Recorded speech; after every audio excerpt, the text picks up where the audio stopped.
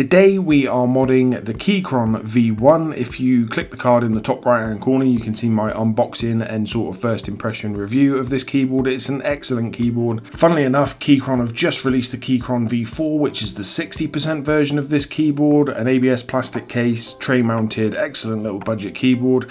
So today we're just going to be modding the V1. The reason that I've decided to mod the keyboard is because as good as the keyboard is in its stock configuration, it's really excellent. The stabilizers are excellent, everything's just brilliant with it. Doesn't really need for anything. However, it doesn't really have a signature sound profile, which is what I want to try and achieve with the mods that I'm doing. It kind of edges towards being creamy, which suits me really well. That's my favorite kind of sound profile and feel.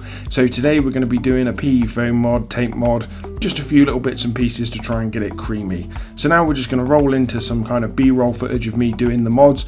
If you're not interested in that and just want to see the final result, please use the chapters below to skip forward.